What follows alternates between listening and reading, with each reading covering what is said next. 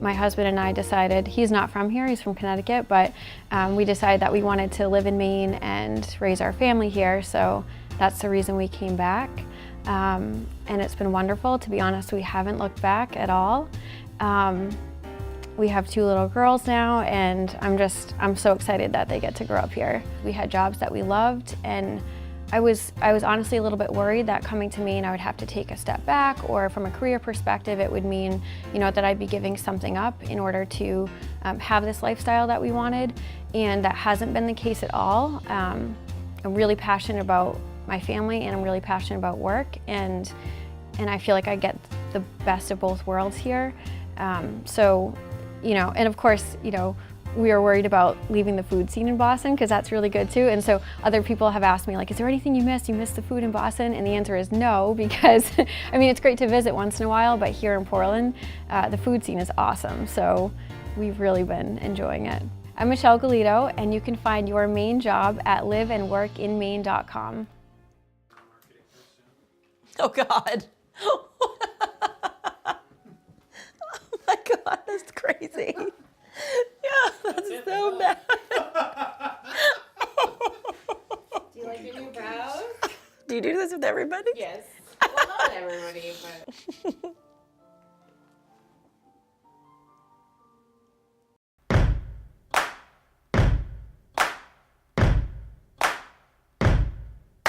An echo of an echo is the semblance of a sound, and I press and I've waited with my ear upon the ground.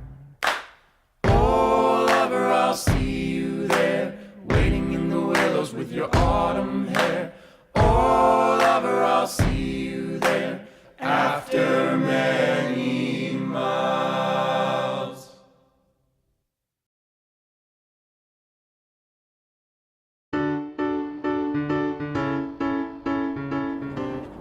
So we're not meeting James until a little bit later, so I thought my partner in crime here and fur baby Baxter would come along for the ride.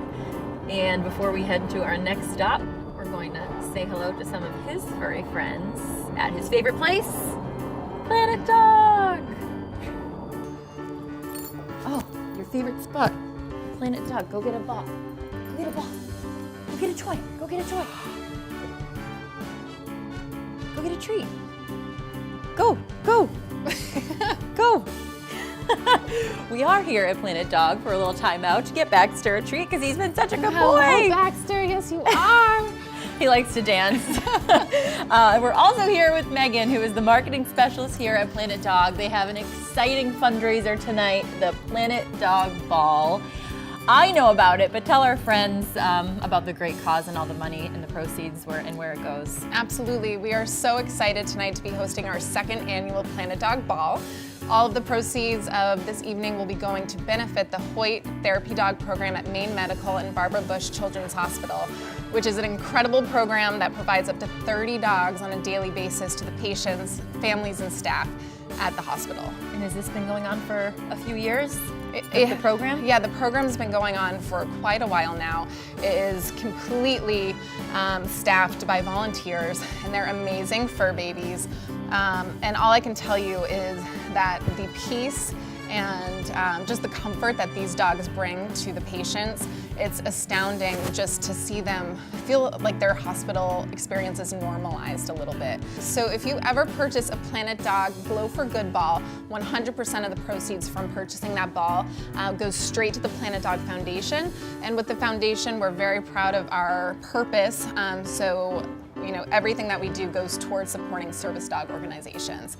So I can show Baxter the ball if he's interested. I mean, he's very interested in Mummy right now, but yes, we're going to support the Planet Dog Foundation. Baxter, Ooh. what do you think? Ooh. So this is our Planet Dog ball. It glows in the dark for extra fun. And we're gonna see if Baxter.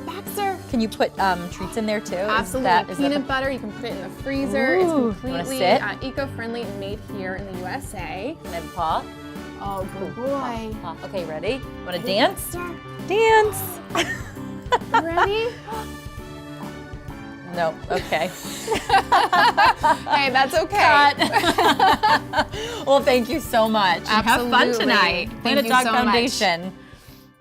So if you've been following MaineLife, you know that I have a few loves. Puppies, wine, and the ocean. And lucky for me, I found my friends at Yachting Solutions. Bill Morong, owner of Yachting Solutions here at the Maine Boat Builders Show. A special show. We've been coming for over a decade. Yeah. Why is it different? Well, this boat was originally started out as a boat builders show. So you got to come and actually meet the people that were building the boats. So it wasn't so much of a dealer show when it really started and when it was over at the old facility Right. in town. But it's always brought builders like Artisan Boatworks over there, my friend Alec, you know, he's building small sailboats. That's what, small wooden sailboats. I mean, that's kind of what he specializes in. And you can go over there and chat and meet with him.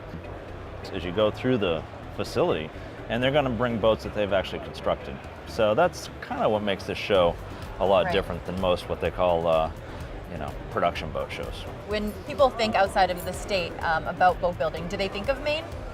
Yeah. Are we on the map? Maine is hugely on the map. I think that there is a perception, especially when I used to boat in Florida. You know, I Right. ran boats professionally in Florida when I graduated from Maine Maritime. And you know, when you said you were from Maine, that always conjured up salty characters that built quality boats. And the coast of Maine, as we know, is not the easiest to navigate, but it sure is beautiful. Real estate's hard. And so is this boat. So what are we sitting on? This is a Hunt 32 center console. You know, and we had a great ride on a different boat. It was not this particular model, but we had a great ride on one last summer too that was similar to this. So Big. you've been out on a few of them and gotten the experience. MaineLife. Lucky me. So about the hunts, I mean, when I go to Camden Harbor all the time, they're everywhere. They're beautiful. Why are they special? Well, they were, you know, the iconic Hunt deep V hull. Ray Hunt originated the deep V hull. Nobody had a deep V hull before Ray Hunt penned one. And unfortunately, the deep V hull was written about before he got to patent it. So he was never able to make his fortune on inventing the deep V. But C. Raymond Hunt Designs is still in business today, that bears his name, out of New Bedford. They only specialize in deep V hull design for the past 50 years. Yeah. So they've perfected it, and that's what makes these boats special. And a nice ride too. Well, my friend, we're excited for summer. Glad we're friends. We are. Gotta get my pedicure, and we'll be ready to go. Sounds great. Looking forward to it. Your pedicure or the season? The season.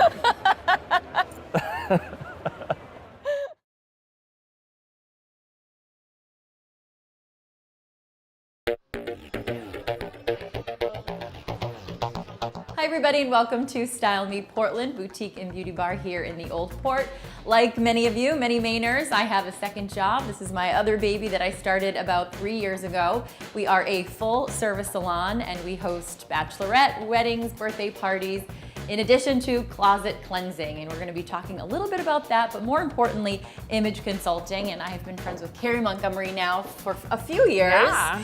And you really do help people, and kind of our mission here as well is to feel good on the outside, just the way you should feel on the inside. So I do image and brand consulting, and I help women and men feel good from the inside out. So I teach them how to work with their body from a style perspective, but the whole entire image, so we can put the right message to the world about who we are. This is definitely a go-to dress for many women because it's just so easy to do and we don't need to make it complicated, right? Amen to that. Now, you consistently have to look good for your job. You have to show up ready and like energized, right? So you. That's how I hope it looks, at least, yes. But you want to keep that image Yeah, sure. consistent, right? And so that the world can get to know you and trust you that you're the same all the way through.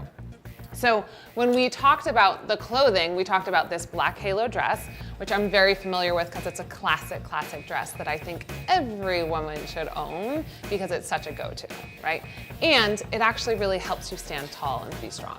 But then we have these awesome, this is a fit and flare, and it's a great color, and you're super lucky because you can wear any color.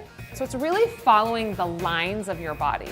You don't want to get too complicated with body shape and just follow the lines of your body and then make small accent points. And you can use, a little bit of stitching on fabric to create the accent points. This is great. It's like a faux belt, and it'll show the waistline coming in here. So we're always working with proportions and balancing that out.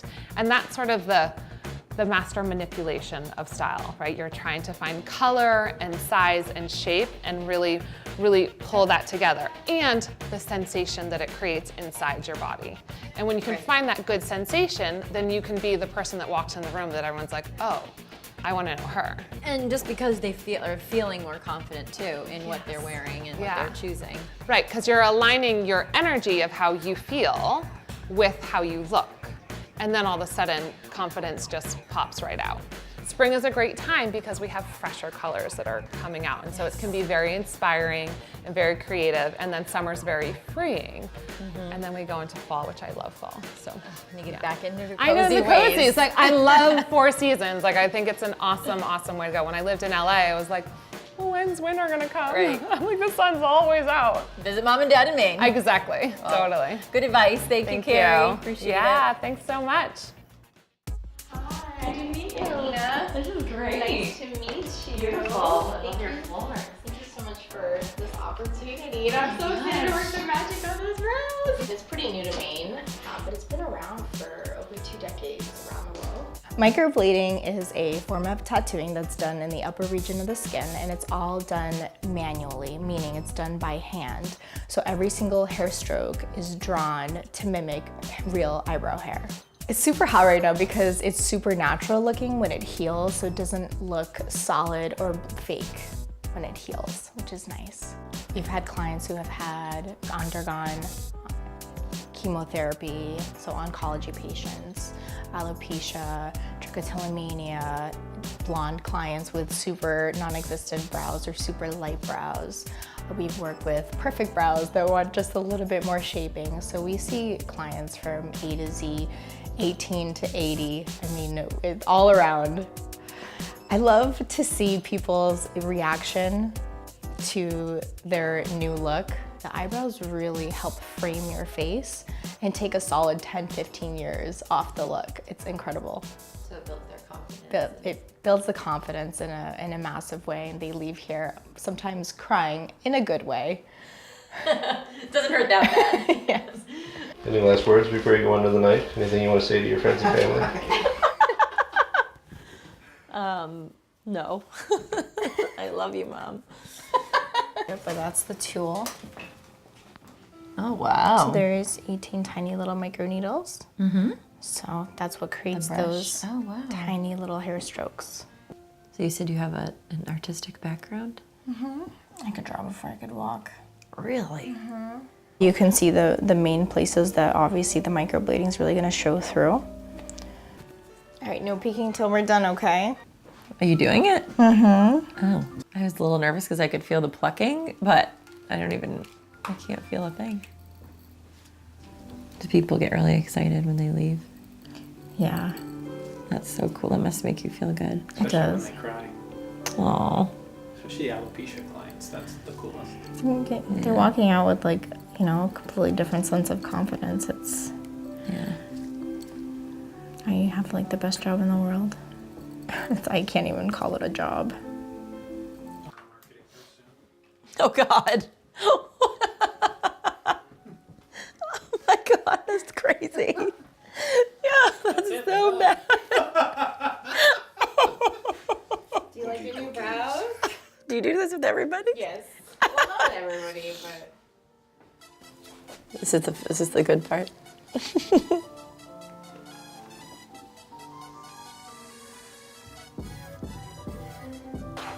Oh, wow. No kidding. I look like I'm one before I got them taken off. the color's perfect. It really is. Thank you. That's so cool. They're perfect. Oh, I'm so happy. Wow. I cannot believe those are not my hairs. I can imagine people who don't have any brow must walk away in tears. Wow, this is great. The thought of not putting makeup on my eyebrows too every day, and oh wow, oh, this is fun.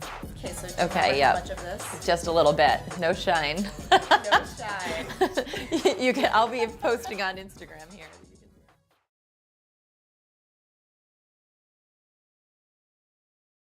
I'm a proud sponsor of the Maine Women's Lobby. I'm Seth Rigoletti, leadership coach, and I want to thank the Maine Women's Lobby for their continuous leadership and empowerment of Maine women and girls. I first started working with the Women's Lobby when I was lobbying for Maine family planning, and developed kind of a really deep appreciation for what they contribute to the political conversation about issues that impact women. I guess I would look at the relationship that we have as a two-way street. We sometimes bring them into a conversation where we know that their voice is really valued, and then they'll bring us into a conversation where they see Planned Parenthood as contributing something. While I've focused on the challenges, especially in light of elections and the current administration, it's easy to let that become the narrative. But the reality is that women are responding in a way that's like totally unique and exciting and transformative right now. And the Maine Women's Lobby is sort of in the center of that. I mean, you look at the Me Too movement, you look at like how women are running for office like they've never run before. I mean, something is happening right now that I can't wait to see what comes out of it. So we're here tonight for a fundraiser for Make A Wish. It's called the Wish Bowl. It's our first annual Wish Bowl. It's an event that was put on just for fun from our board of directors, who's an amazingly dedicated group of folks who support us, and they decided to get their friends and family and other people in the community who support Make A Wish together to just have a fun night of bowling and raise some money for Make A Wish. There's something really magical. We say that and it sounds like it's just a word that works with Wish, but it's true. It really has a power and an impact that goes beyond what you would think, and it's such a great feeling to know that you can provide that for a child. Oh, so we just got back.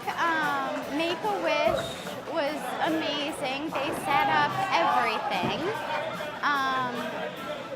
Planned out so many fun things for her. They scheduled a meet and greet with Stitch. Wow.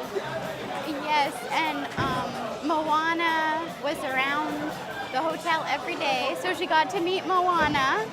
They made it very special. It meant so much to us. It really did, because going through treatment, it was hard.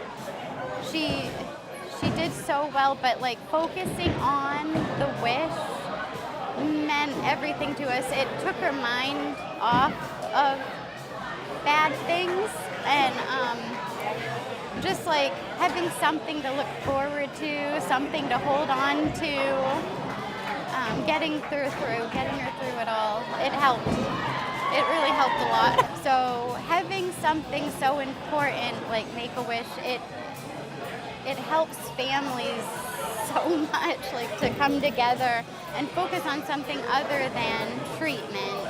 It's very, very important to have that.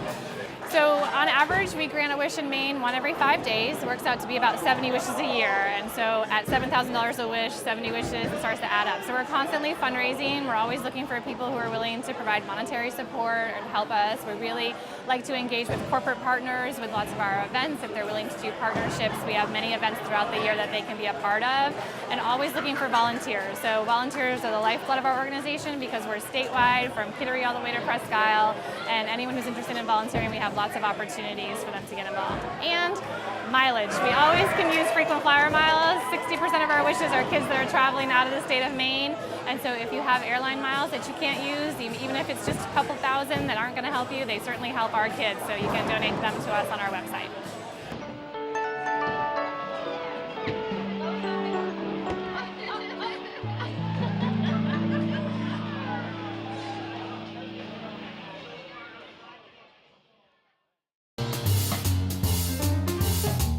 I'm Craig Dilger. I'm the brewer and owner at Foulmouthed Brewing here in South Portland, Maine. We are a brew pub, so we are a full-service restaurant, and we have a 7-barrel brewery. I think my favorite thing about this business and the way that we run here is the creative outlet that it is. We are not running like the same 6 beers, 1 beer, anything like that. In the first year, we made 46 unique recipes. And we're up into the 66, 67 now, gaining on 2 years. So we're repeating some of our beers with a little bit of regularity, but we're constantly introducing new beers and just getting to have fun and create new things. Our guest of honor today, Eliot Cutler. Eliot, good to see you. You look very well rested. I'm rested and not ready. Not ready? Not ready for what? That's what they said about I'm well. Sorry, I mean, what do you want me to say? Cut. So Eliot, tell us, what have you been up to? I'm trying to help Terry Hayes get elected governor, Maine's first woman governor. Who has no primary. Who has no primary. She's an independent. Yeah. She's the first independent elected to the state treasurer's job by both Republicans and Democrats in the legislature. That's quite historic, actually. This must be an interesting time for you as you watch the debate going on around ranked choice voting, considering you were one of the actual innovators of the idea back in 2010, thereabouts? 2009 and 10, yeah. And we voted in 16, and we're still dealing with it. And we're still dealing with it. Ranked choice voting is a mechanism of voting that allows people to order their choices. So I'm going to say, you're my first choice, Dana's my second choice, Quincy's my third choice. And then when the ballots are counted, you work your way through the process by eliminating the third place finisher and reallocating those votes until you get a winner with more than 50%. Yeah, that's the key. And we haven't had one of those for how long, Dana? Oh, actually, I think in Angus King's second term. Second term. But he's the only one in the last 30, 40 years. So is the hope that ranked choice voting would help us get candidates on both sides that are a little bit more moderate and represent the people a little bit more than they currently have? Absolutely, and I think it's both the savior of democracy and frankly the savior of the political parties. They just don't seem to get it. I mean, it's amazing how they're behaving. Not only will it mean that we'll have more moderate elected officials, governors, state legislators who can work together, but the tenor of the campaigns is going to be better because you can't run in a ranked choice voting election and attack all of your opponents with negative advertising and expect people to vote for it. Great point. Yeah. And here's an opportunity for Maine to lead, and we have these nincompoops in the legislature, and our Secretary of State, I can say it, and our Secretary of State, sort of standing in the way for reasons that make absolutely no sense whatsoever. It's much easier to get signatures on a petition, for example, for gun control, for taxes to pay for elder care for everybody in Maine. It's easier to get signatures on any of those petitions and then to get the votes on a referendum when the legislature has failed year after year over and over to grapple with those issues and deal with them. Eliot, I would argue that that's the key. Tax policy, education policy, those are complex issues. They're not decided by a sound bite of 30 seconds. I agree. They need to be, if it's only incremental success, that's still a path forward. The methods that we have today with the referendum are oversimplified, driven by outside money and interest. I argue that is not in our best interest. You're right. And so why does the legislature fail to come to grips with these problems? Because you've got people way over here there you go. And way over here because of the way our primaries work and our elections work and where the money comes from and where it goes, and nobody in the middle. That's what ranked choice voting, I think, will fix or help fix. And if we don't fix that, we're going to continue to be plagued by exactly what you just described. that's his story, and he is sticking brought it to full it. circle. Yeah. Okay, good job. We're on time here. So you're not Do I running. get credit for that? Do I get credit for being? You've had a lot of experience in your no. Yeah, so we'll have you back because the decisions are Right. still Huge. allowed to be made. Yeah. So, Definitely. So let's toast again. Here. Ranked choice voting. Cheers. Good to see you. Good to see you all.